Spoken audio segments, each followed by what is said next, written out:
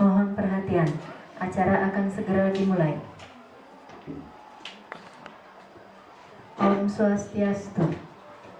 Assalamualaikum warahmatullahi wabarakatuh. Salam sejahtera untuk kita semua. Namo Buddhaya. Yang terhormat Kepala Satuan Pendidikan SMP Negeri 2 Rendang, yang kami hormati Ketua Di sanalah aku berdiri, jadi pandu hidupku. Indonesia kebangsaan. Memberikan pembinaan, pendampingan kepada murid kita selaku kita sebagai tugas pokok sebagai seorang guru kan. Tugas pokok kita sebagai seorang guru kan tidak hanya memberikan pembelajaran, tetapi memberikan bimbingan. Nah, disinilah peran bimbingan ini, bagaimana kita bisa menerapkan sesuatu yang positif. Ketua komite yang kami hormati, Ketua Komunitas Belajar yang kami hormati, Bapak Ibu sekalian, serta diseminasi pada kesempatan ini yang kami bahagiakan. Yang terhormat Bapak Kepala Sekolah SMP 2 Negeri Rendang, yang saya hormati Bapak Ketua Komunitas Belajar, dan yang saya hormati juga kepada Bapak Ibu Guru semuanya.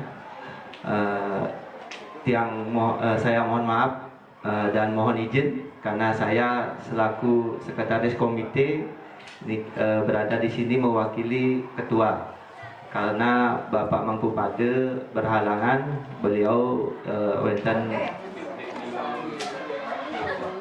Mohon perhatian, acara akan segera dimulai. Om Swastiastu. Ya, terima kasih atas waktu yang sudah diberikan kepada saya selaku moderator hari ini untuk mempersamai narasumber kita, yaitu Bapak Iwayan Budiarto SPD MPD, yang tiada lain adalah Kepala Sekolah di SMP Negeri 2 Rendang. Hari ini beliau akan memaparkan tentang budaya positif, yang mana kita ketahui bahwa budaya positif itu harus diterapkan di sekolah kita, yang mana sekolah kita sudah menganut kurikulum merdeka sejak tahun lalu. Jadi di sini budaya positif merupakan bisa dikatakan itu roh dari kurikulum merdeka, yang mana kita harus memanusiakan manusia dan juga membuat siswa itu merasa senang dan bahagia. Ya, di sini sekarang akan dipaparkan bagaimana budaya positif itu bisa membudaya, sehingga apa yang kita sajikan untuk melayani siswa bisa terpenuhi kebutuhan siswa itu dengan baik. Untuk Bapak, saya persilakan. Cek 1, 2, 3. Terima kasih Bu Moderator, Bu Eka, dan sekaligus sebagai Sekretaris di Komunitas Reduksi. Assalamualaikum warahmatullahi wabarakatuh.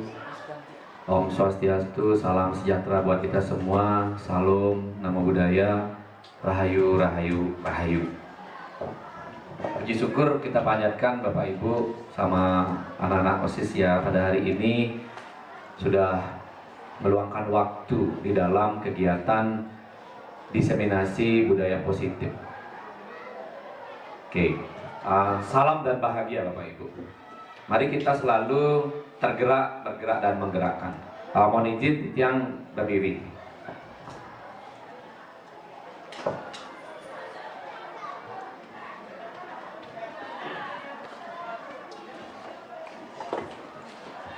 Itu adalah topik kita pada hari ini terkait dengan diseminasi budaya positif. Dalam rangkaian saya sebagai kepala sekolah dan juga sebagai calon guru penggerak Bapak Ibu.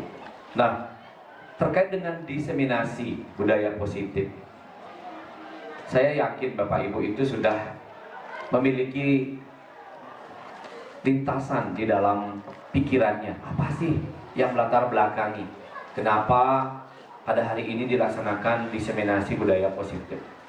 Oke, adapun latar belakangnya adalah untuk menciptakan lingkungan sekolah yang berpihak pada siswa, Bapak Ibu. Itu adalah poin penting kita. Karena kenapa? Gitu. Aset kita yang paling berharga adalah siswa. Makanya kita harus selalu menciptakan lingkungan yang positif. Dan berdampak pada siswa. Nah, salah satunya untuk menciptakan hal tersebut itu bisa dilakukan dengan kegiatan kolaborasi bersama yang seperti kita lakukan pada hari ini, yaitu diseminasi budaya positif.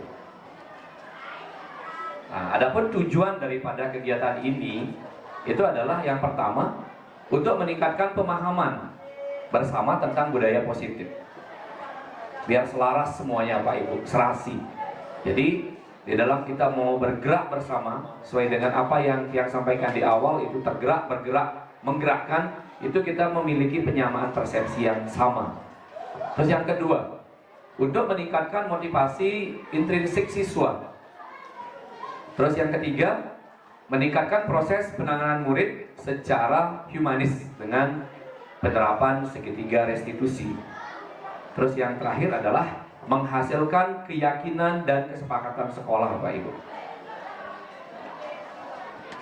Nah, adapun lini masa yang lakukan di dalam melaksanakan kegiatan ini itu adalah yang pertama, tentunya saya harus berkoordinasi dulu dengan warga sekolah. Siapa warga sekolah? Warga sekolah adalah semua yang ada di sekolah ini, baik guru, stafnya, siswa, sehingga kita bisa melakukan kegiatan diseminasi budaya positif pada hari ini. Itu. Yang kedua adalah menyusun keyakinan kelas bersama siswa yang nanti bisa ditempel di kelas, dan itu adalah menjadi nilai-nilai kebajikan yang menginternalisasi untuk dilakukan secara bersama, berkesinambungan. Terus selanjutnya adalah menyusun keyakinan dan kesepakatan sekolah. Kesepakatan sekolah itu berupa tata tertib, Bapak Ibu. Nanti kita akan review kembali. Terus yang terakhir adalah melakukan kegiatan segitiga restitusi di dalam penanganan kasus siswa. Nah, sebelum saya melakukan kegiatan ini, saya mendapatkan banyak dukungan. Dukungan-dukungan itu yang pertama kita berkoordinasi dengan pengawas, Pak Wakil Kepala Sekolah, wali kelas, guru BK, komunitas belajar, dan lain sebagainya. Nah, adapun tolak ukur, nah ini yang penting Bapak Ibu, tolak ukurnya. Kenapa kegiatan ini dilakukan gitu? Tolak ukurnya apa gitu? Ya Nana ya, nanti tolak ukurnya apa gitu. Yang pertama adalah pasti dilaksanakannya kegiatan diseminasi pada hari ini. Terkait dengan apa? Terkait dengan budaya positif. Terus yang kedua adalah terbentuknya keyakinan kelas.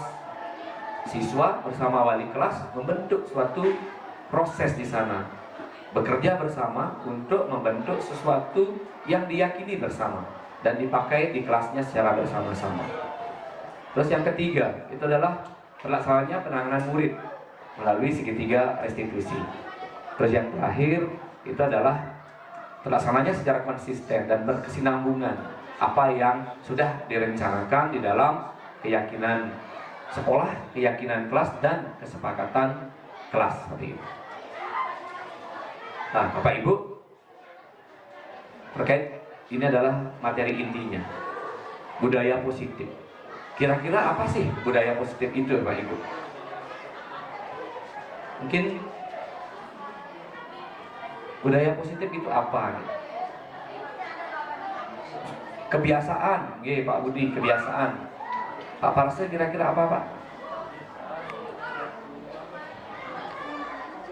Kebiasaan juga. Bingung ya Bapak Ibu ya? Anak-anak bingung ya? Padahal kita sering melakukan itu gitu. Gimana Pak Edi?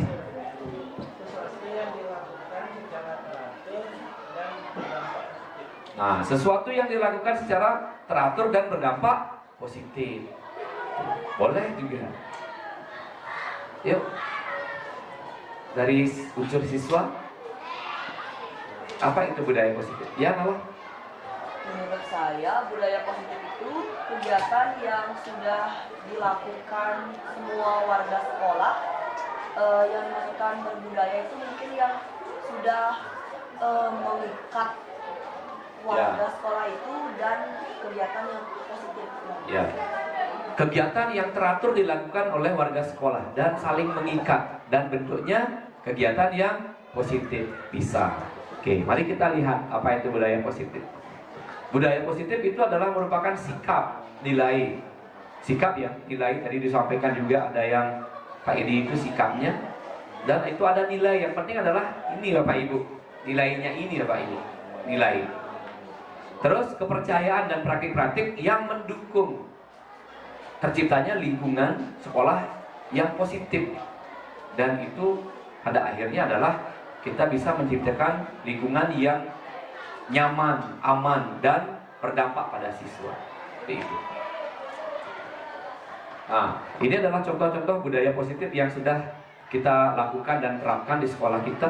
Itu yang pertama ada kegiatan program skill berbudi. Satu, kreasi inovasi literasi bergerak budaya disiplin. Setiap Sabtu, anak-anak sudah menampilkan kreativitasnya.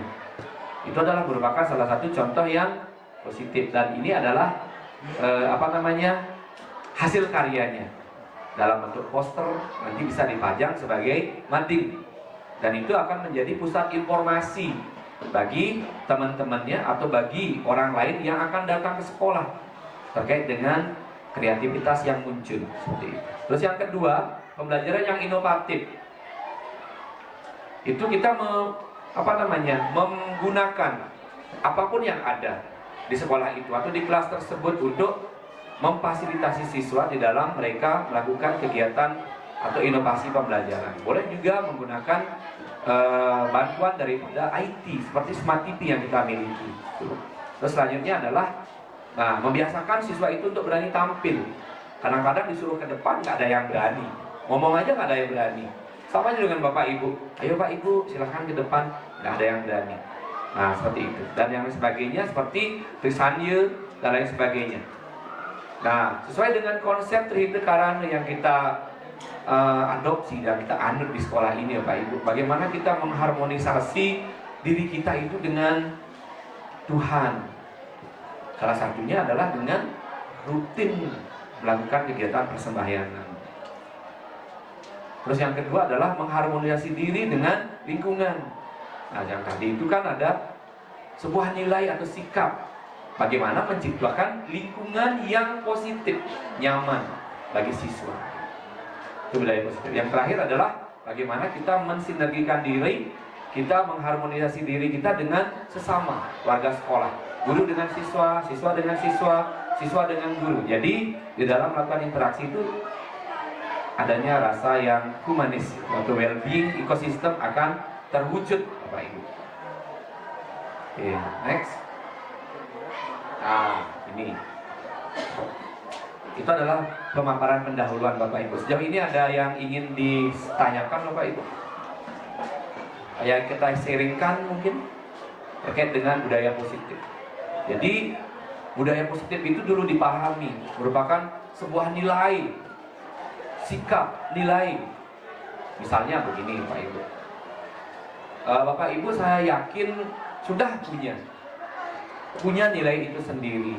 Oh saya harus disiplin berpakaian, saya disiplin berpakaian, saya disiplin waktu. Tapi sekarang datang konstan, tapi besoknya lambat tidak masuk. Itu juga bukan budaya yang positif. Benar yang disampaikan oleh Nala, itu adalah secara kontinu kita lakukan seperti itu. Nah, di dalam konsep inti budaya positif itu ada 7 hal penting. Ada 7 hal penting ya anak-anak semuanya, baik dari unsur siswa dan Bapak Ibu guru. Yang pertama itu adalah perubahan paradigma belajar. Nih, yang pertama. Perubahan paradigma belajar. Terus yang kedua ada disiplin positif. Yang ketiga itu ada motivasi perilaku manusia. Selanjutnya keempat itu adalah kebutuhan dasar. Itu ada 5 kebutuhan dasar Bapak Ibu. Nah, ada posisi kontrol. Yang nomor 6 itu ada keyakinan kelas. Dan yang terakhir adalah segitiga restitusi. Nah, kita bahas satu persatu Bapak Ibu.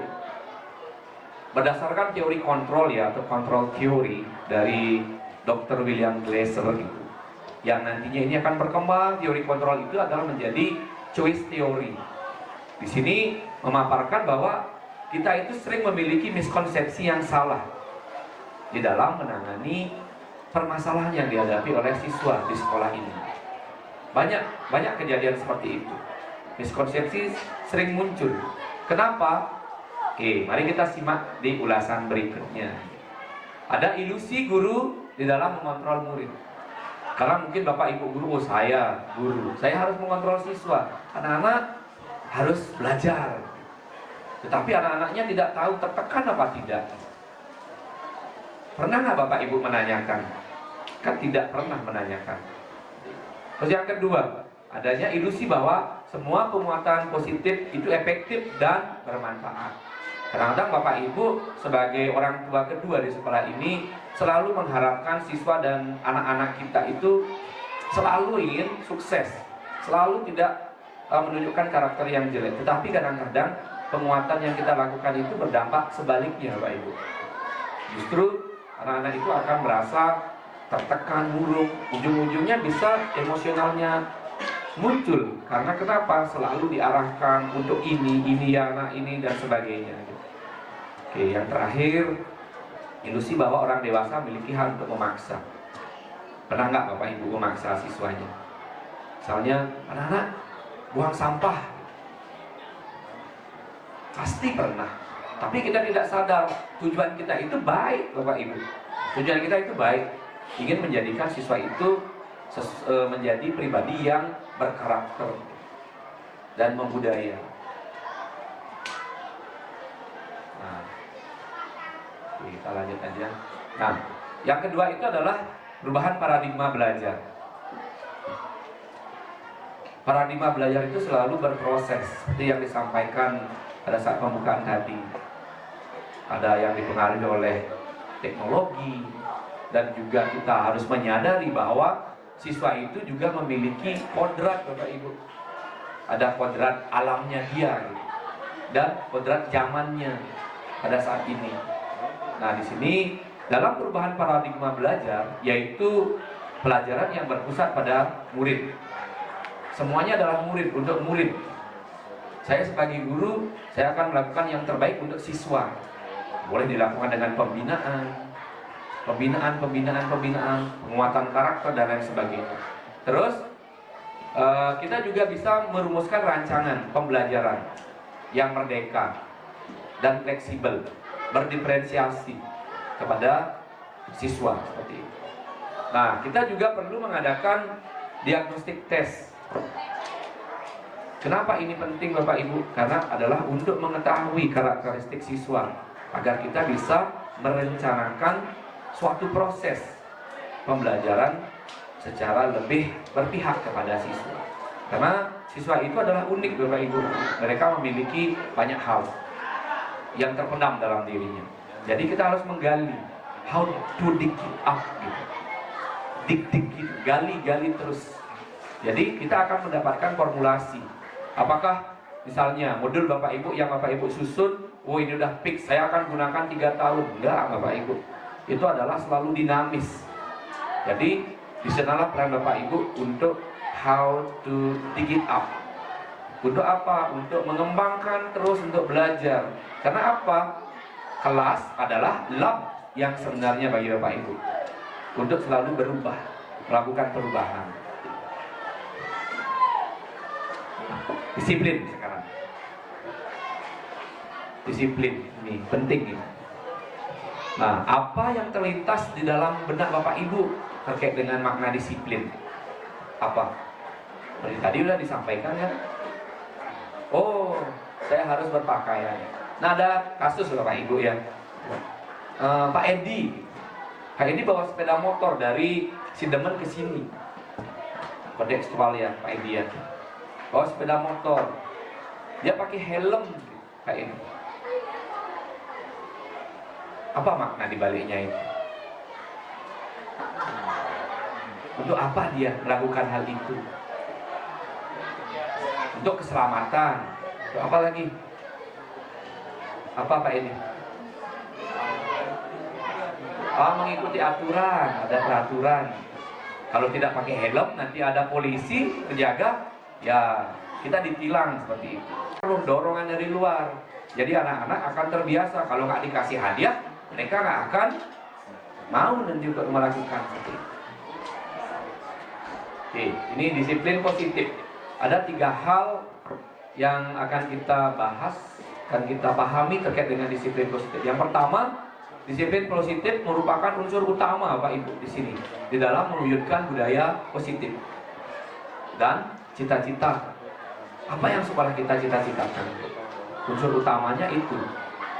Kalau sudah disiplin semuanya, nanti gampang kita akan mengelola sekolah itu mau dijadikan apa gitu. Tetapi tetap kita akan mengarah kepada visi dan budaya, visi dan budaya sekolah yang sudah kita susun. Terus yang kedua, disiplin positif lebih ke arah kepada disiplin diri, seperti kita sudah bahas tadi. Disiplin diri, karena apa? Itu akan menumbuhkan nilai-nilai tersendiri sebagai motivasi internal atau intrinsic motivation bagi siswa. Terus yang ketiga, disiplin diri akan membawa murid itu menyadari. Nah ini penting nomor 3 ini, menyadari pentingnya disiplin itu untuk dirinya sendiri. Sehingga apa Bapak Ibu? Dari ketiga konsep itu akan memunculkan yang disebut dengan nilai-nilai kebajikan yang bersifat umum atau general atau universal. Misalnya bertanggung jawab, nilai kebajikannya. Kita bisa jabarkan bertanggung jawab itu apa sih jabarannya?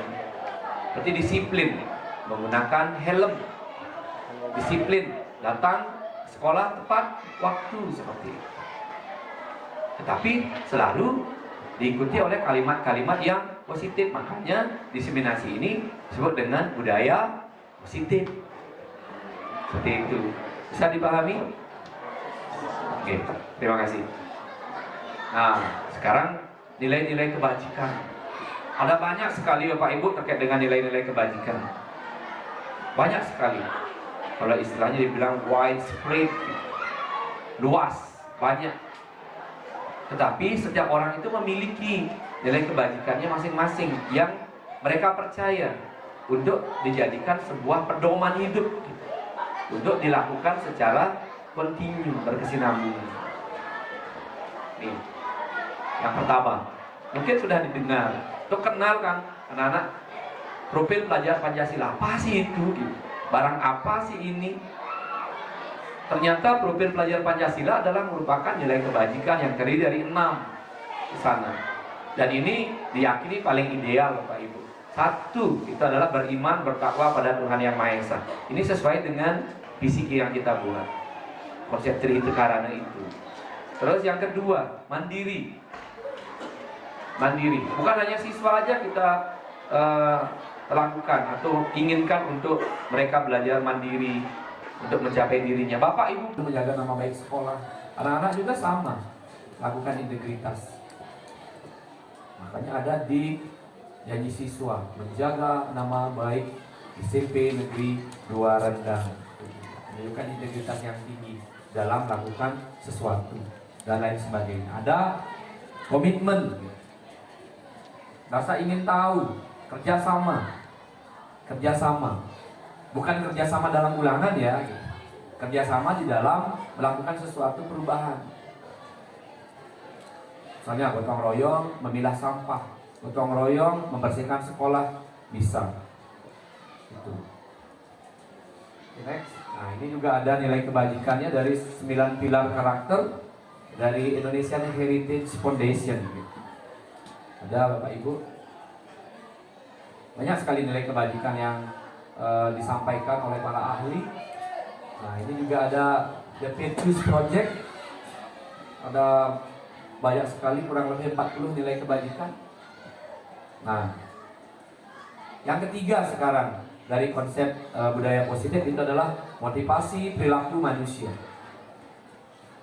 Bapak Ibu pasti punya motivasi untuk hidup, punya motivasi untuk bekerja. Setiap orang itu punya motivasi. Yang pertama adalah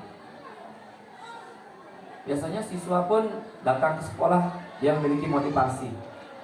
Jangan-jangan kalau saya nggak datang atau terlambat, nanti Bu Dewi, saya dicegat di depan gerbang, langsung saya disuruh jalan bebek.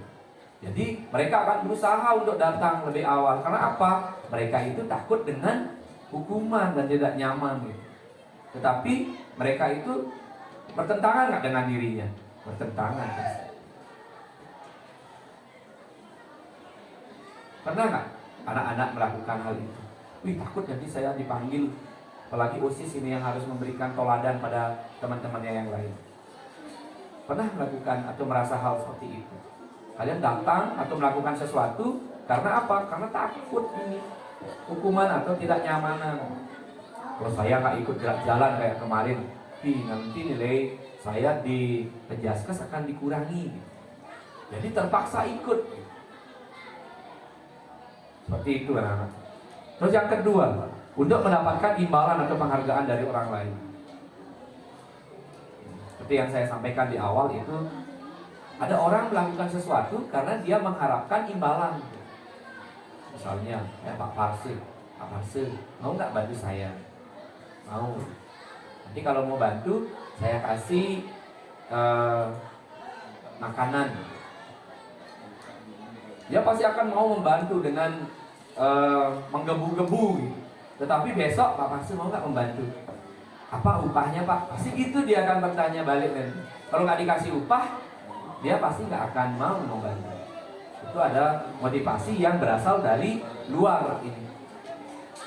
Keduanya, yang nomor A dan nomor B itu adalah motivasi ekstrinsik namanya Bapak Ibu. Terus yang ketiga, nah ini yang penting. Kalau saya ingin mengajak Bapak Ibu, yang nomor ketiga kita lakukan untuk menjadi orang yang mereka inginkan. Siswa itu ingin menjadi apa yang mereka inginkan. Terus menghargai dirinya sendiri dan orang lain, sehingga dia akan memiliki sebuah nilai-nilai yang mereka percaya. Banyak kasus Bapak Ibu terkait dengan hal ini. Jadi mari kita bersama-sama merubah pola mindset kita untuk selalu berpikir ke arah ke kanan Bapak Ibu. Bila perlu kita mengkristalisasi diri menjadi yang nomor 3 saja gitu, motivasinya. Juga anak-anak semuanya, agar kita bisa menghargai diri kita sendiri dan orang lain, sehingga apa? Bisa menemukan nilai-nilai yang kita percaya. Sampai di sini bisa dipahami ya Pak Ibu, audiens semuanya? Bisa ya? Ini terkait dengan apa yang disampaikan sebelumnya, itu ada 3 hal yang perlu diperhatikan. Nah, anak-anak di sini, pernah nggak kalian dihukum?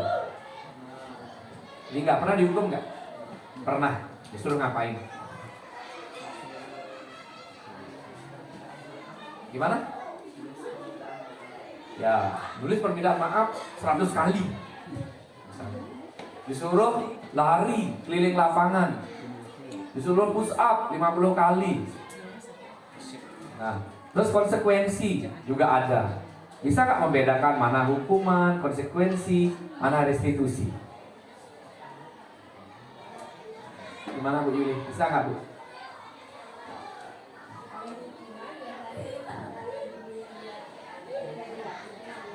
Ya, ada nilai negatifnya. Terus kalau restitusi, konsekuensi?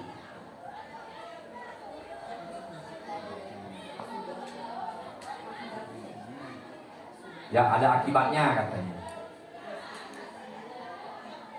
Kita kan di sini sering gampang sekali ngomongin ya. Kalau kamu tidak melakukan ini nanti konsekuensinya ini loh.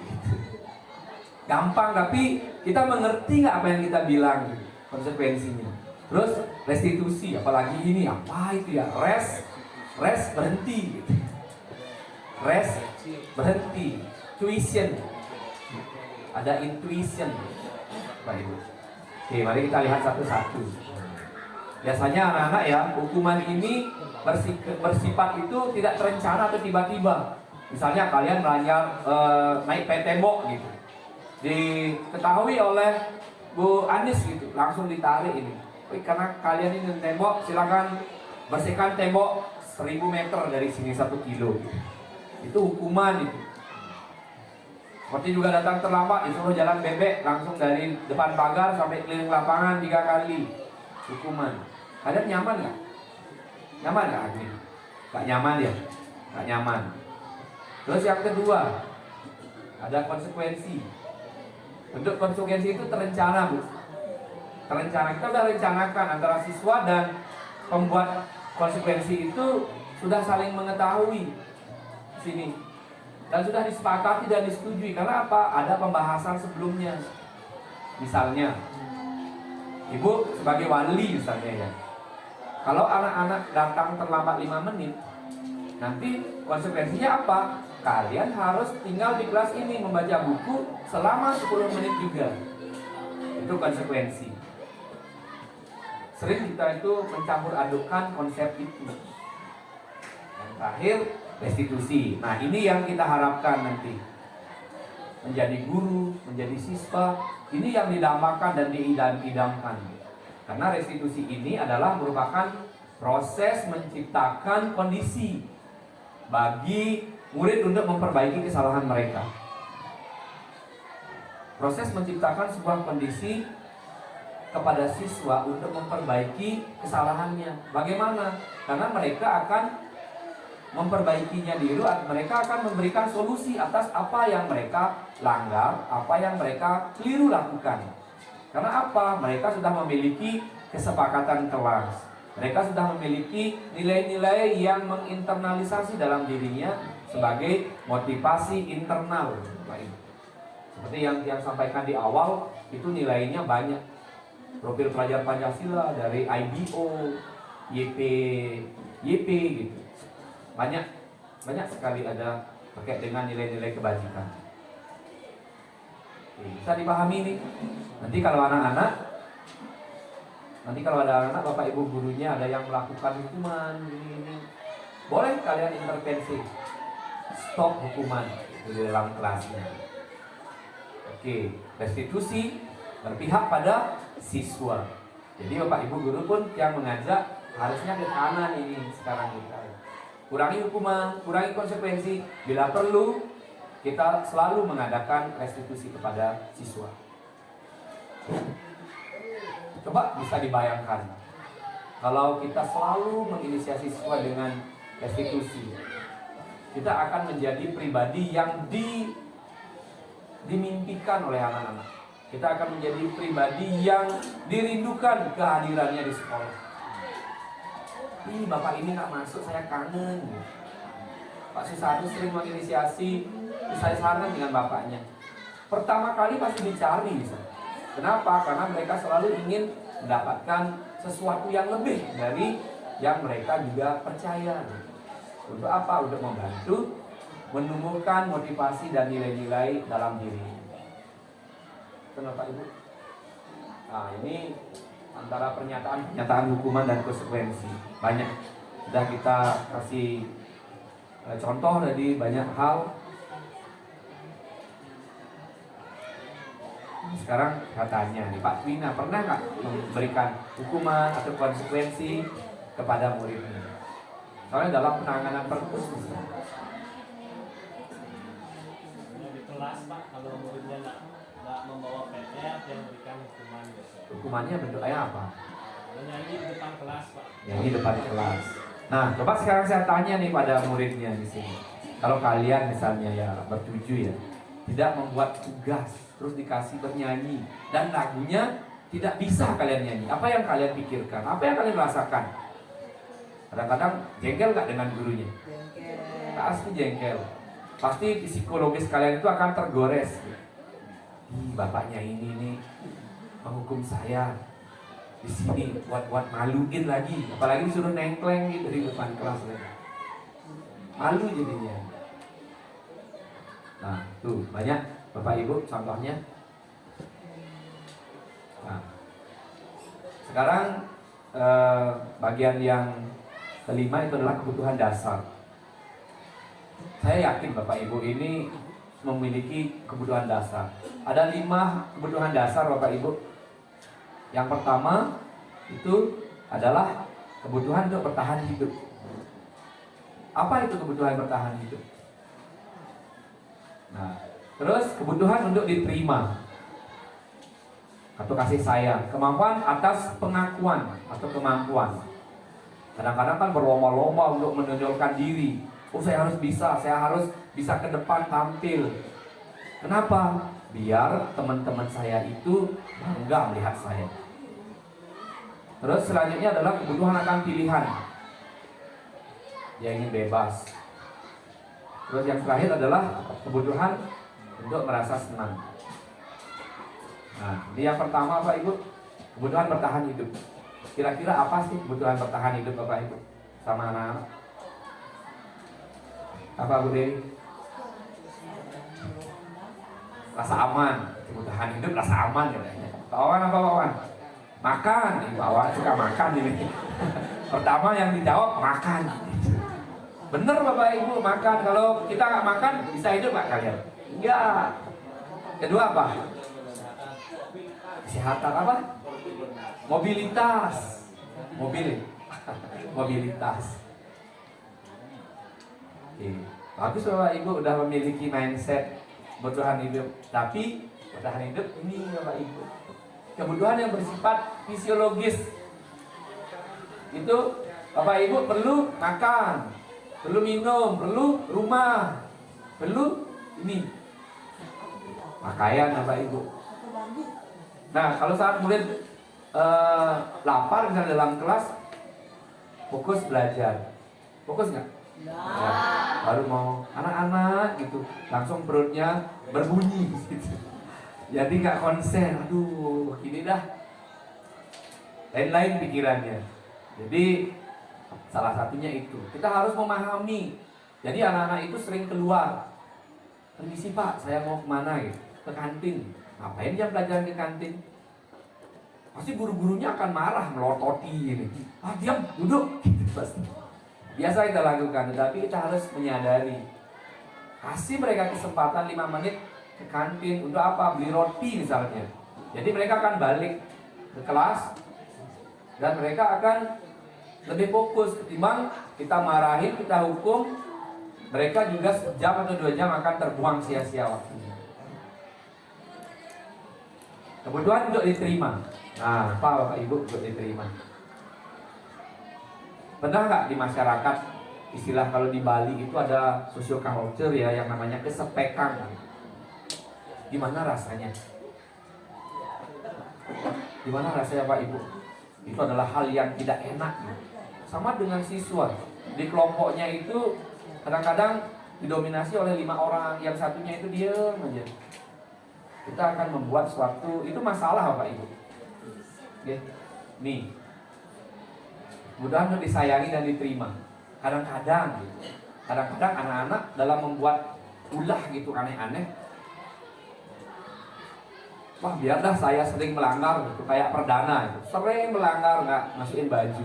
Kenapa? Belum pernah didatangin, kenapa tujuannya nggak gini. Karena mungkin dia senang dengan guru BK-nya Bu Dewi. Biar saya disayangi sama Bu Dewi, setiap hari dipanggil, saya datang ke BK. Jadi saya bisa melihat guru saya yang cantik. Bisa jadi itu alasannya. Jadi kita harus menggali. Ini saya bilang how to dig it up gitu.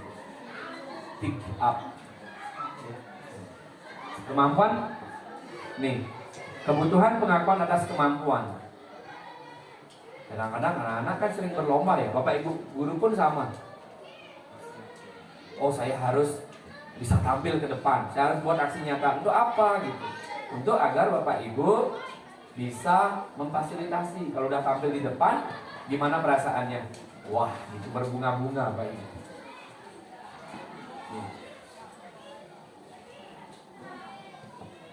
Itu kebutuhan untuk kompeten, terampil. Sehingga apa? Ini Bapak itu bisa didengar, apa pendapatnya didengar dan memiliki harga diri Bapak Ibu. Misalnya gini, siswa, ada 7 orang siswa misalnya. Dia ikut kegiatan pembinaan prestasi storytelling. Karena yang akan dipilih misalnya Nala itu akan lomba tapi nggak bisa, tapi digantikan oleh Lingga gitu. Lingga ini akan berusaha keras, tapi pada dasarnya dia diam-diam gitu. Karena kadang akrabnya Nala dengan gurunya, dia aja yang dipilih. Padahal prospeknya adalah Lingga gitu. Jadi dia akan berusaha keras untuk mewujudkan hal tersebut dan sampai dia mendapat juara. Jadi mereka itu akan dipercaya oleh teman-temannya, oh ternyata dia ini pinter. Jadi banyak teman yang akan bertanya terkait dengan storytelling kepada dia. Pada saat itu gimana posisinya dia? Pasti nih, merasa didengarkan, merasa harga dirinya tinggi, merasa dirinya kompeten seperti itu. Kebutuhan akan pilihan dan kebebasan.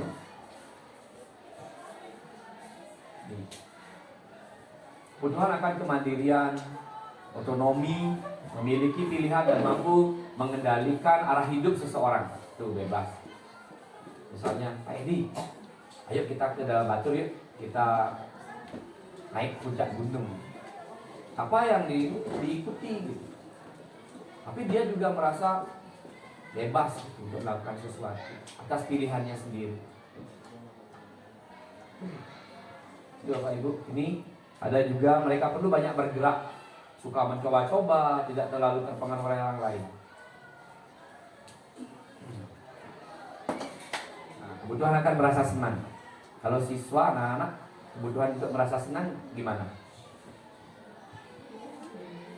Yang pertama, saya dikasih nilai gede di raport.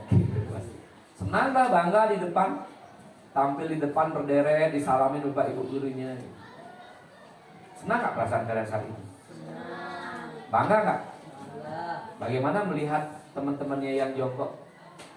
Wih, saya merasa dihargai, saya berprestasi. Kebutuhan akan senang itu bermain dan bercanda. Kalian sering di sekolah pasti, di kelas bermain bercanda. Bapak ibu gurunya pun sering seperti itu. Jadi kemarin siang-siang TU-nya bermain dan bercanda dengan salah seseorang juga. Tapi jangan kelebihan, kelewatan gitu. Nih.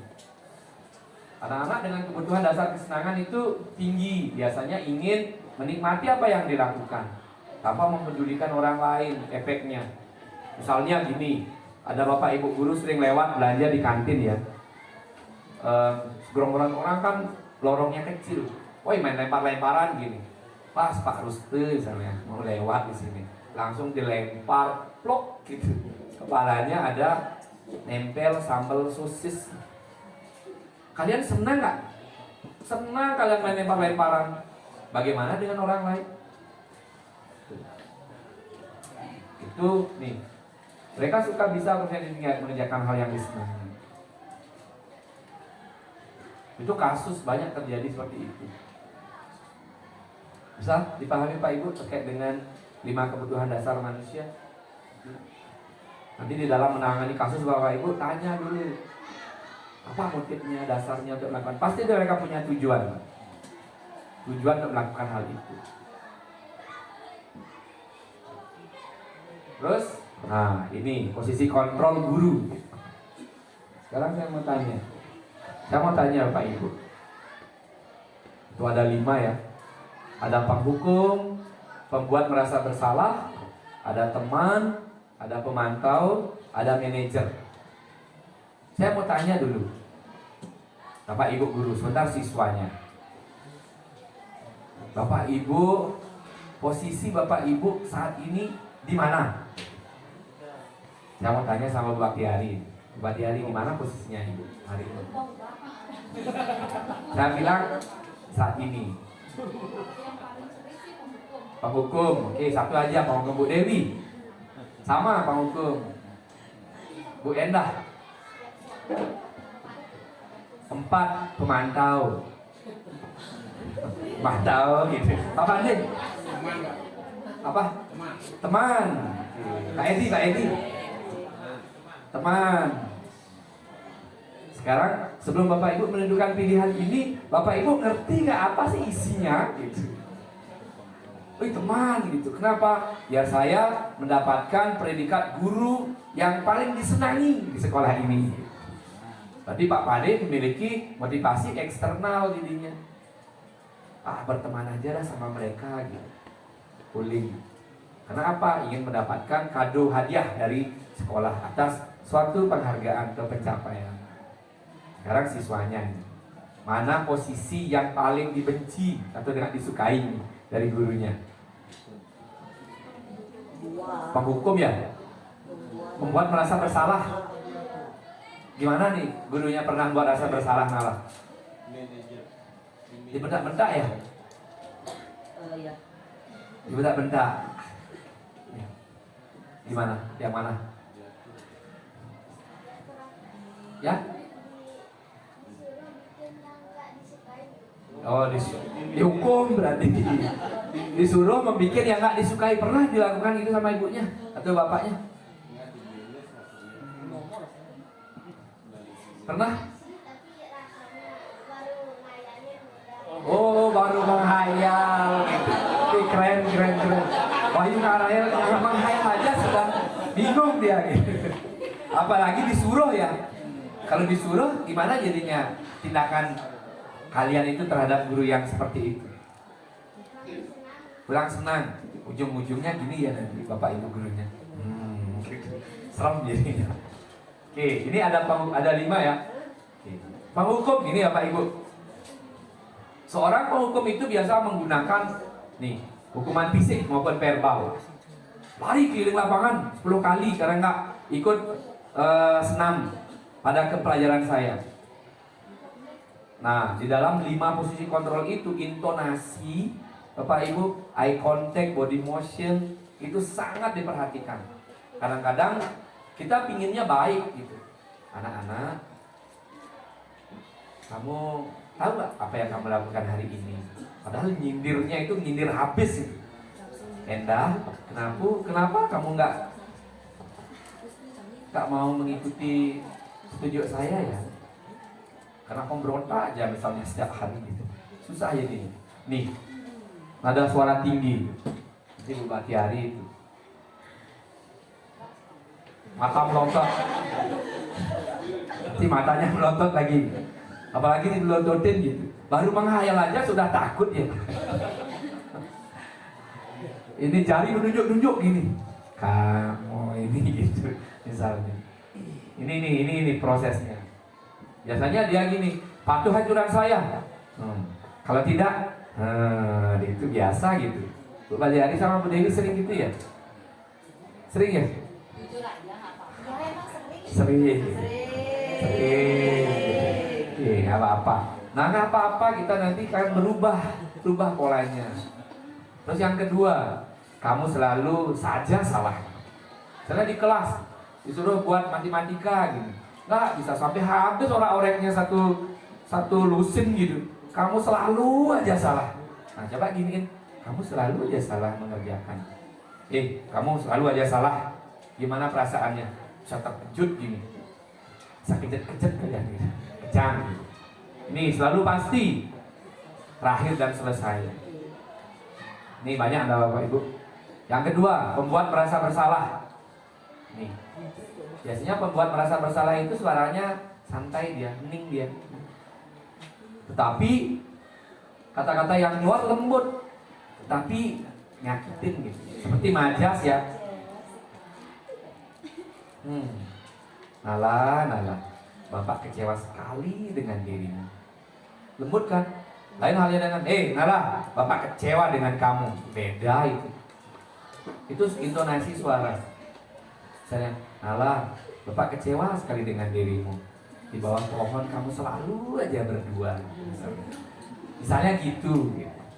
Ya contohnya, pelan dia, santai datar, tapi ya sedikit menyakitkan hati. Ada juga, gimana coba kalau orang tua kamu mau tahu dan lain sebagainya. Ini beberapa contoh aja Pak Ibu. Nah, ada teman, Pak Pandi teman. Posisi teman di sini menghubungkan hubungan baik dan humor. Nah, Pak Pandi ini humor untuk mempengaruhi seorang. Ya, dia ingin mempengaruhi seseorang itu dengan humor dan kedekatan. Di sini. Tetapi di sini termasuk motivasi intrinsik siswa yang dipengaruhi apa ekstrinsiknya? Nilai dalam dirinya apa nilai luarnya? Saya lihat gini, Agni, kamu mau nggak bantu hidup? Kamu mau nggak bantu bapak untuk membawa kertas ini ke ruangan? Nanti ujung-ujungnya nanti dibisik-bisik. Nanti saya bantu dah sama guru penjastisnya biar dapat nilai 50 up. Maksudnya dia mau eksternalnya yang ditekan dia. Dan Bapak Ibu, teman, hati-hati memposisikan diri Bapak Ibu. Dan boleh berubah nih, kayak Bu Baktiari berubah Pak. Sekarang saya penghukum, sebentar saya teman. Besok lagi pemantau. Apa yang dipantau? Kayak Pak Edi ya pemantau ya, Bu Endah ya pemantau. Bu Endah, gimana caranya memantau Bu? Ya sebagai wali kelas nggak apa-apa. Gimana? Memantau dari dalam ruangan. Oh, memantau pergerakan. Gimana caranya ukuran Bu Endah memantau? Apa yang dipakai? Apa yang dipakai dasar? Pertimbangan untuk memantau. Apakah memantau gini? Enggak. Kalau memantau dari jauh gitu. Oke, itu ya, itu pandangannya Bu Endah. Ini, mari kita lihat Bu Endah. Tada. Memantau. Posisi pemantau biasanya dia sangat strict dengan peraturan-peraturan. Seperti di sekolah kita ada tata tertib memantau. Nih, pertanyaan yang diajukan seorang pemantau, misalnya kayak datang terlambat ya. Sudah tahu siswanya salah pakai sepatu putih. Nak, kamu tahu nggak peraturannya apa? Mereka udah dibuat salah itu. Ya bener nih saya pakai sepatu putih hari Senin. Tuh, ini memantau. Apa yang kamu lakukan? Apa yang telah kamu lakukan? Itu memantau. Terus sanksi dan konsekuensinya apa gitu? Dia sesuai strict dengan aturan. Ideal dia. Terus yang terakhir adalah murid dibuat tidak nyaman pasti. Kalau saya ingin jadinya manajer, Pak Win ingin jadi manajer ya, apalagi sudah berdiri atau duduk di depan. Nih juga, saya ingin jadi manajer. Keren nggak jadi manajer? Bukan manajer perusahaan. Tuh, nih manajer ini. Manajer adalah posisi di mana guru itu berbuat sesuatu bersama-sama dengan siswanya. Nih, mempersilahkan murid untuk mempertanggungjawabkan apa yang tidak sesuai atas perilakunya. Selalu mendukung siswa tersebut. Ini untuk mencari apa? Untuk mencari solusi. Bukan gurunya yang memberikan solusi, tetapi apa? Sarah. Siswa yang memberi solusi ya atas apa? Atas kesalahan atau perilaku yang tidak sesuai dengan nilai-nilai dirinya gitu, atau keyakinan kelas yang sudah dibuat. Tuh, nih. Biasanya apa yang kita yakini itu merujuk pasti ke keyakinan kelas. Apakah kamu meyakini ini dan lain sebagainya Pak Ibu? Kalau bisa Pak Ibu, kita posisinya itu antara posisi pemantau dan manajer. Kalau bisa lambat laun itu manajer. Nah sekarang saya ingin mengkerucutkan alangkah nyamannya siswa kalau kita dapat memberikan pelayanan kepada siswa dalam menangani sebuah kasus dalam posisi ini. Seperti kemarin juga saya mengadakan praktek segitiga restitusi dengan 2 siswa bermasalah dengan kasus. Jadi apa yang mereka rasakan? Mereka itu akan merasa diterima. Mereka akan kembali ke kelompoknya dengan baik tanpa adanya rasa was-was, takut dihukum, diberikan sanksi dan lain sebagainya. Bisa dipahami? Kayak dengan 5 posisi kontrol Bapak Ibu. Sekarang kalau kita sudah memahami hal tersebut, seperti tujuan diseminasi hari ini adalah bukan hanya materinya lewat sepintas, tetapi menginternalisasi dan dilakukan dalam melaksanakan tupoksi kita, memberikan pelayanan di sekolah. Nah, Kenapa hal itu penting gitu? Karena kita ingin mewujudkan ini identitas siswa itu dari identitas gagal kepada identitas yang berhasil. Kalau anak-anak membuat salah selalu ditekan aja, itu mereka akan gagal. Aduh, saya gagal jadi manusia. Motivasinya pasti down gitu. Nah, dengan restitusi yang kita lakukan dalam posisi manajer yang paling kanan itu, kita bisa melakukan kontrol diri. Sehingga siswa itu akan lebih bersemangat dan internal motivasinya semakin meningkat gitu.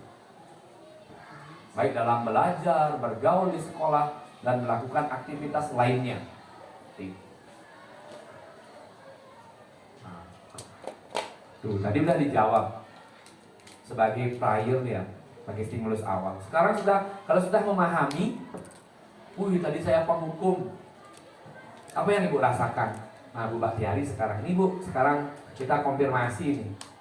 Kan sudah dijelasin tadi, sekarang kayaknya seneng Pak, lagi Bu enak. Sekarang mantel jadi manajer Bu. Ini sama Pak Ubid sama Bu Eka udah jadi manajer. Tuh. Nah, sekarang siswa sekarang.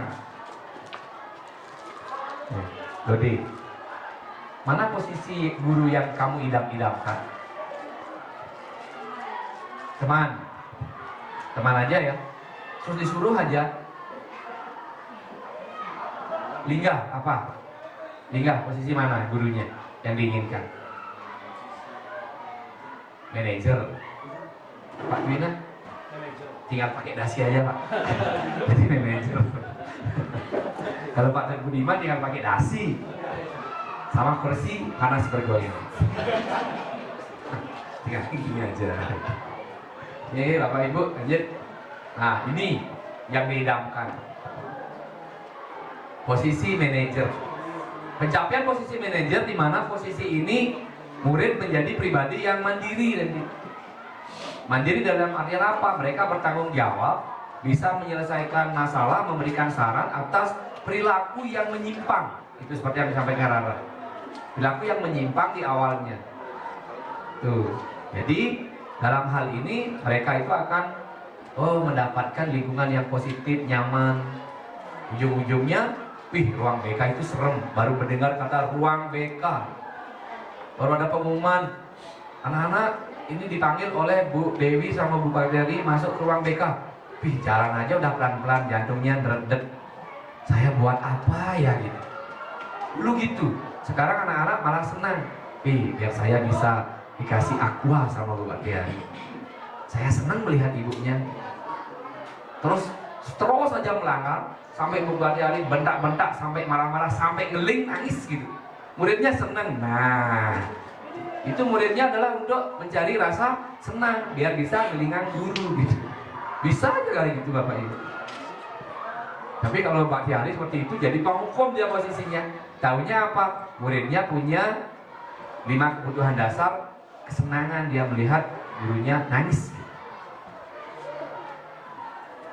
Saya dulu pernah mengalami hal yang sama. Saya buat guru saya nangis di kelas, satu kelas istilahnya itu sudah didesain idenya. Begitu masuk, sudah dibuat nangis. Senang kita semua.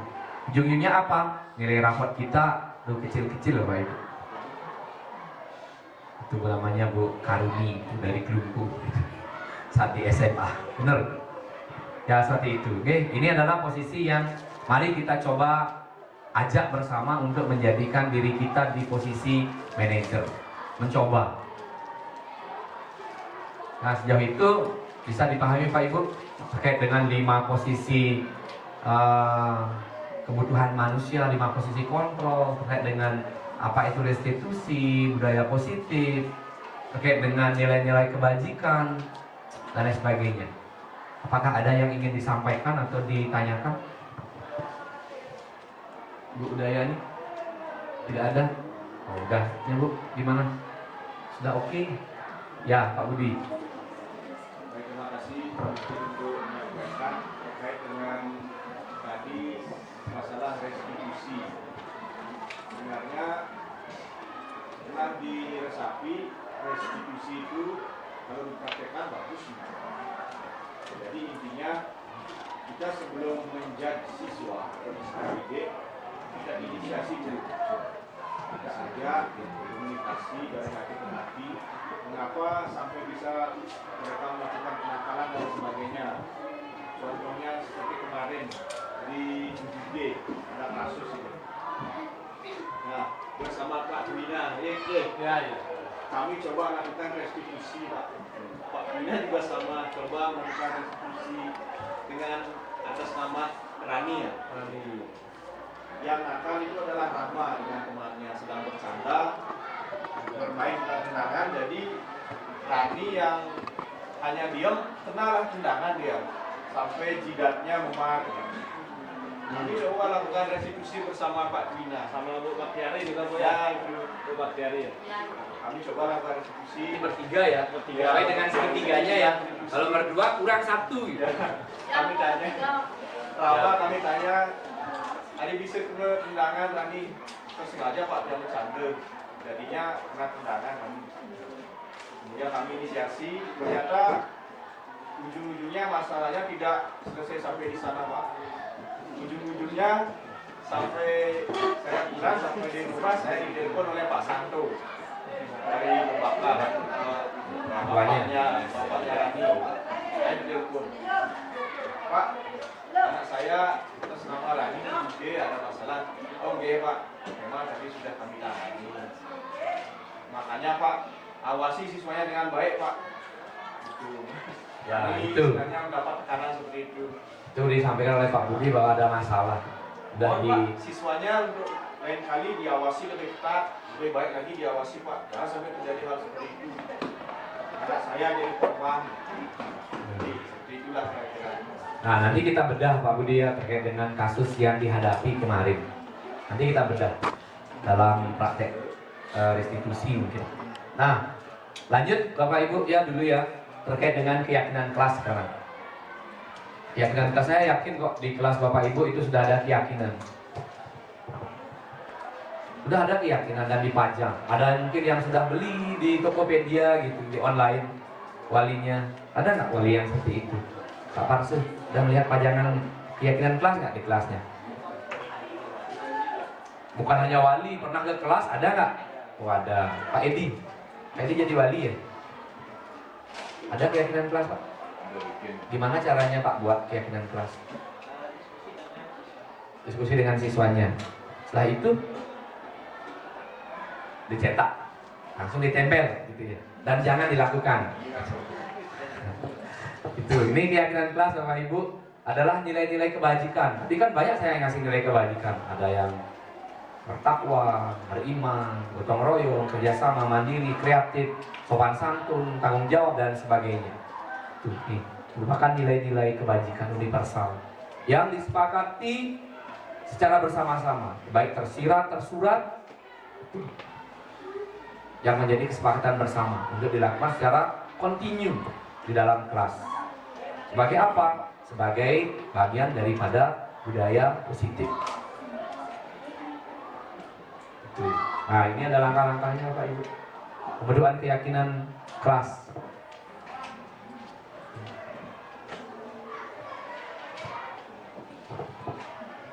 Biasanya Pak W itu, Bapak Ibu guru yang lain sudah bagus melaksanakan keyakinan kelas itu dibuat berdasarkan yang pertama adalah curah pendapat dari siswa. Benar Pak Edi yang disampaikan.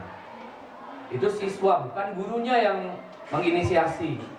Anak gini ya, ini. Nah, siswanya kita gali, bila perlu ada 32 siswa, semua siswa menyampaikan semuanya curah pendapat.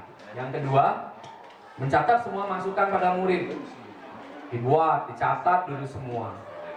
Terserah apa itu idenya mereka. Biar kita juga berlaku demokratis pada mereka, berikan kesempatan untuk mengutarakan pendapat. Terus yang ketiga, di sana mungkin kita mendapatkan kalimat-kalimat yang negatif gitu. Misalnya, harus datang jam 7 misalnya. Tidak boleh mencaci maki. Tidak boleh menyontek. Dan lain sebagainya ya. Terus yang selanjutnya adalah tinjau kembali tinjau kembali curah pendapat yang dibuat oleh siswa dan ganti bersama-sama ya kalimat-kalimat negatif itu menjadi kalimat-kalimat yang positif. Kenapa? Karena kita akan menciptakan budaya yang positif di dalam kelas itu dalam bentuk keyakinan. Nah, setelah itu kita kelompokkan Bapak Ibu, kelompokkan bersama pendapat siswa itu yang sudah diganti positifnya kalimat positif, itu kita kelompokkan mana sih nilai-nilainya, itu akan kita tuangkan menjadi sebuah keyakinan kelas. Misalnya disiplin, datang tepat waktu, bertanggung jawab, mengumpulkan tugas sesuai dengan tenggat, untuk mengerjakan piket bersama. Seperti itu Pak Ibu. Dan yang terakhir adalah setelah disepakati bersama dan siswa itu tahu terkait dengan isi kesepakatannya, baru kita akan mengesahkan kesepakatan bersama itu. Agar siswa juga tahu, mereka mengesahkan, oh saya juga ikut di dalamnya. Jadi baru akhirnya ditempel di dinding sebagai sebuah keyakinan. Bisa Pak Ibu? Kalau istilah keren, you got it? You with me? Bisa Pak Ibu? Kita lanjutkan. Itu langkah-langkahnya. Nah sebentar Bapak Ibu, dalam tahap ini, nah mari kita mencoba untuk berdiskusi bersama. Sudah ada perwakilan siswa, kita berdiskusi bersama bagaimana membentuk keyakinan kelas. Yang pertama itu, nah, langkah-langkahnya seperti itu. Oke, jadi di sini kita akan bagi menjadi 4 kelompok atau 5 kelompok ya. Sudah ada kelompok pertama, kelompok kedua, 3, 4 untuk merancang bangun ide-ide, menggali ide-ide curah pendapat dari siswanya, dari Bapak Ibu, bersama-sama memfasilitasi untuk membuat keyakinan kelas seperti itu. Oke, siap ya Bapak Ibu ya? Siap anak-anak ya?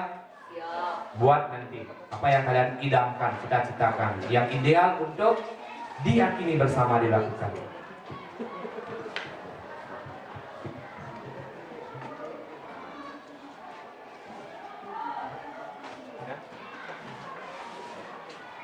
Nah, nanti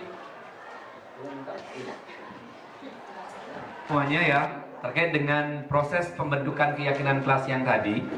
Itu yang pertama, group discussion atau group work. Kita sudah memiliki 4 grup.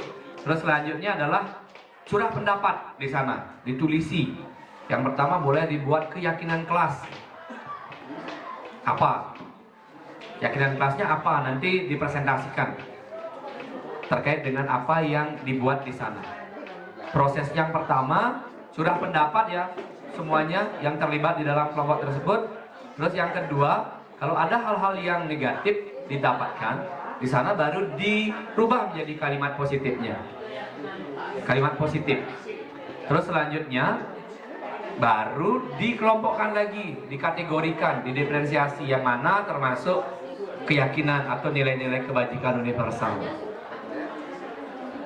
Contohnya, misalnya membersihkan kelas sebelum pembelajaran, berdoa sebelum pembelajaran, itu termasuk kesepakatan. Itu berdoa sebelum mulai pelajaran, itu kan kesepakatan. Jadi kalau nilai kebajikannya adalah beriman atau bertakwa gitu. Makanya dibagi 2 dulu sebentar presentasinya. Ada yang keyakinannya apa bentuknya, dan ada yang kesepakatannya apa. Itu yang dilakukan secara rutin nanti di dalam kesehariannya di kelas seperti itu.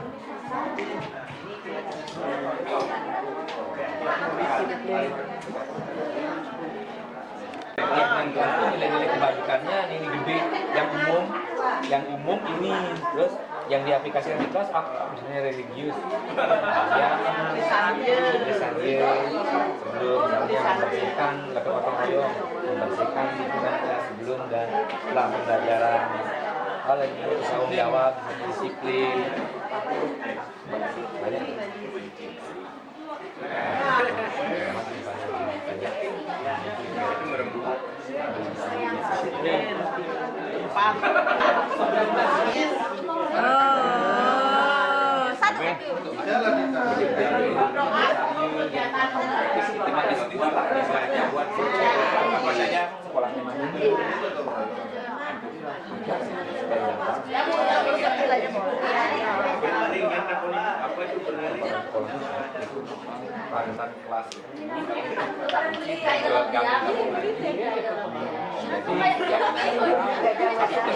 Keyakinan kelas bisa dua keyakinan.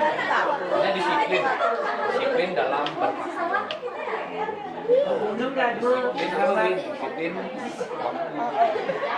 Disiplin apa di datang sekolah tepat waktu.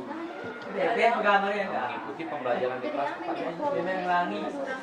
Dan mengumpulkan tugas. Ya sudah Bapak Ibu, kita sudah melalui kegiatan latihan pembentukan kesepakatan kelas dan keyakinan kelas. Nah untuk sekarang di sesi ini mari kita berbagi bersama dari hasil diskusi kelompoknya. Mari kita presentasikan untuk kelompok yang mau tampil ke depan. Siapa yang pertama ya? Ingin mengutarakan. Oke silakan.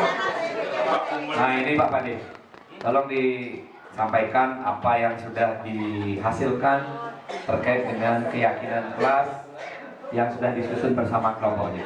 Silakan. Terima kasih atas waktunya. Saya dari kelompok berapa Pak? Kelompok 2 akan mempresentasikan dari hasil kelompok saya tentang dari apa yang Bapak ngasih tugas tadi tentang keyakinan kelas dan kesepakatan kelas. Dari apa yang sudah saya sepakati sebelumnya. Oke, terima kasih. Saya lanjutkan dari kelompok kami. Yang pertama ada beriman, yaitu berdoa sebelum dan sesudah pembelajaran. Ini agar menjadi suatu kebiasaan, hal positif bagi siswa-siswi. Kemudian mengikuti persembahyangan hari raya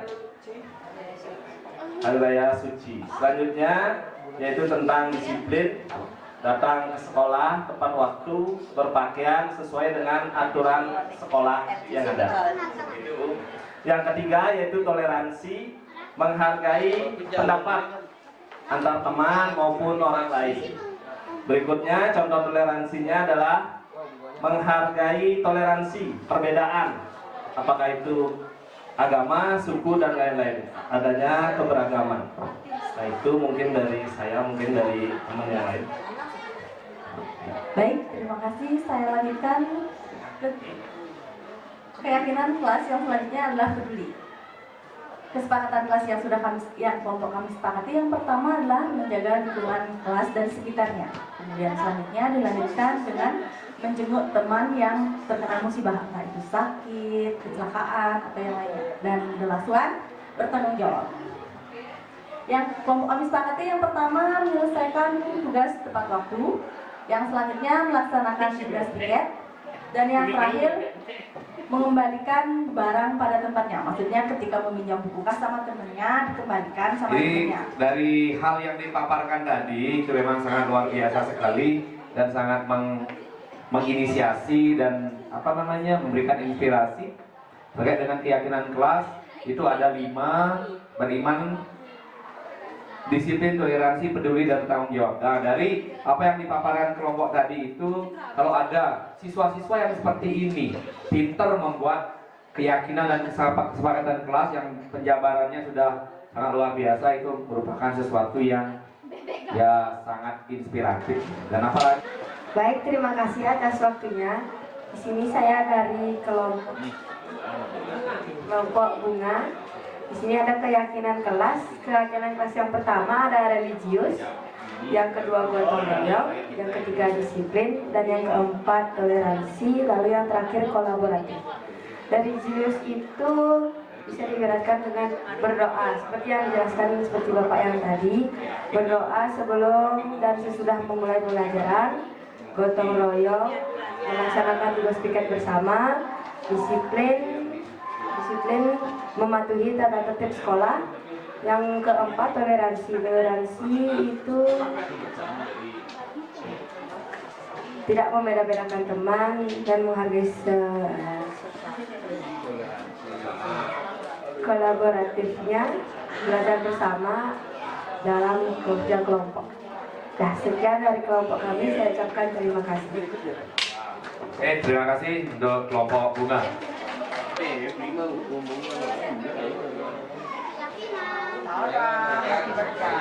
Kami dari guru kolaboratif. Oke. Yang pertama, setelah kami berdiskusi ya bersama dengan Pak Parse, saya sendiri, Bu Anis, Bu Dewi dan Bu Baktiari, kami telah merumuskan kesepakatan kelas dan keyakinan kelas. Nah, kesepakatan kelas kami ada 6 poin ya, yang mana ini ada beberapa yang sudah kami terapkan juga di di kelas yang kami sebagai wali kelas seperti itu. Nah, yang pertama ada berdoa sebelum dan sesudah pembelajaran. Kenapa harus nomor 1? Karena di Pancasila juga kan sila ke-1 apa? Ketuhanan yang Maha Esa. Nah, seperti itu. Nah, yang kedua ada saling menghormati dan menghargai. Ini bisa berkaitan dengan gender, laki-laki dan perempuan, kemudian dari struktur organisasi, meskipun ada ketua kelas, itu bisa menghormati anggota kelasnya. Jadi sama rata kedudukannya di kelas. Nah, yang ketiga ada datang tepat waktu dan ikuti pelajaran sesuai jadwal. Karena ada beberapa anak itu ada yang mangkir di kelas ya. Misal tadi lapar, jadi mangkir ke kantin, atau jenuh, jadi tidak mau atau tidak menyukai pembelajarannya. Nomor 4 ada menjaga kebersihan kelas berkaitan dengan piket kelas dan juga budaya kebersihan di lingkungan sekolah kita. Nomor 5 ada menerapkan sikap jujur ya. Sikap jujur ini contohnya dalam mengerjakan tugas, ada yang mengcopy paste tugas temannya, ada juga yang mengcopy paste saat ujian sekolah ya, ujian sumatif dan lain-lain. Ini perlu diterapkan agar nalar kritis anak didik kita itu semakin maju. Kemudian yang keenam ada berkolaborasi dalam mengerjakan tugas kelompok sesuai dengan Merdeka Belajar ya. Banyak strategi belajar itu yang berkelompok anak-anaknya dalam mengerjakan tugas. Nah, selanjutnya silahkan dilanjutkan. Ya, jadi setelah kesepakatan kelasnya, kita juga membuat keyakinan kelas. Yang pertama ada beriman dan bertakwa, itu termasuk dalam berdoa ya, berdoa sebelum dan sesudah pembelajaran. Kedua ada toleransi. Toleransi ini termasuk di saling menghormati dan menghargai teman. Disiplin itu termasuk dari datang tepat waktu dan mengikuti pelajaran sesuai jadwal. Dan keempat, tanggung jawab. Tanggung jawab itu menjaga kebersihan kelas agar tetap bersih. Nomor 5 itu jujur. Jujur dalam menerapkan sikap tidak mencontek. Yang keenam itu adalah gotong royong, berkolaborasi dalam mengerjakan tugas kelompok bersama teman-teman. Oke, terima kasih dari kelompok 3 ya sudah menyampaikan kesepakatan kelas dan keyakinan kelasnya. Ini tadi diawali dengan kolaborasi bersama antara guru dan murid. Itu sangat menginspirasi dan luar biasa. Kasih tepuk tangan Bapak Ibu. Kami semua dari perwakilan kelompok Singa. Dan sebelum mulai presentasi ini, saya akan menyampaikan sebuah pantun. Jalan-jalan ke Mangga 2. Tidak lupa membeli pasta. Selamat datang rekan-rekan semua. Mari kita mulai presentasi dengan bahagia.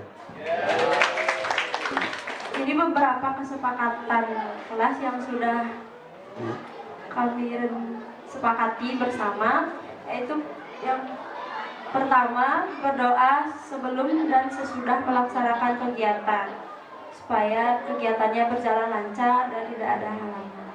Yang kedua, datang ke sekolah tepat waktu. Ini termasuk kedisiplinan.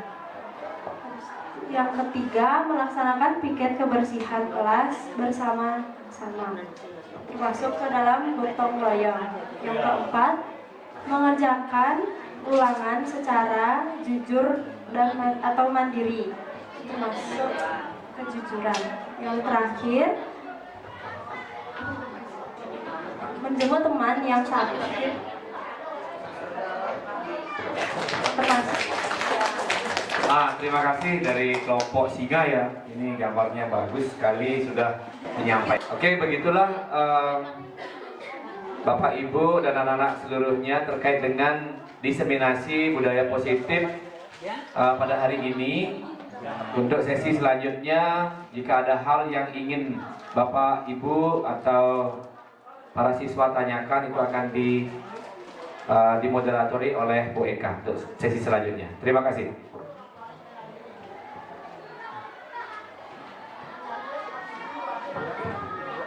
Ya, itu tadi pemaparan diseminasi tentang budaya positif dan bagaimana keyakinan kelas serta kesepakatan kelas dibuat. Ya, nah jadi di sini dapat saya simpulkan bahwa kita sebagai seorang guru yang berprofesi sebagai pelayan siswa harus selalu melihat apa yang menjadi kebutuhan dasar siswa kita.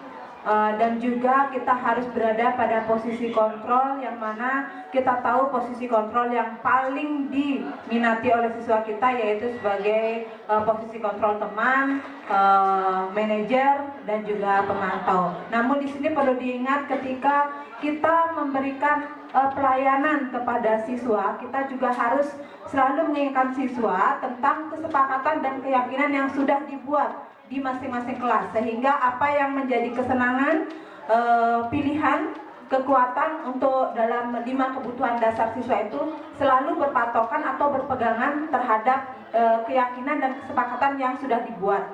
Itu berada pada kembali lagi ke restitusi, sehingga siswa kita bisa kembali ke kelompoknya dengan rasa bahagia, nyaman, dan sesuai dan kebutuhannya dapat terpenuhi dengan baik. Nah, itulah yang menjadi pokok dasar dari budaya positif. Semoga apa yang disampaikan tetap bisa membudaya dan tetap bisa menggerakkan para guru dan juga siswa sehingga apa yang menjadi kebutuhan siswa terlayani dengan baik. Untuk sesi ini saya akhiri. Selamat siang. Saya ucapkan para Mas Santi.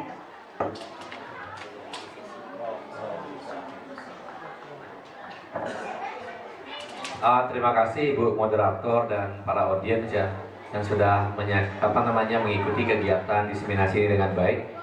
Nah, sebelum menutup ya dan kita istirahat, saya akan memberikan pantun terkait dengan kegiatan hari ini. Sebenarnya saya bukan suka orang yang buat pantun atau puisi seperti Pak Pandi atau Pak Twina yang romantis sebenarnya. Tapi saya mencoba berusaha. Nah, seperti lilin kecil kita bersinar. Menerangi gelapnya dunia. Budaya positif terus kita sebarkan. Menghasilkan perubahan yang nyata. Itu aja sih Bapak Ibu.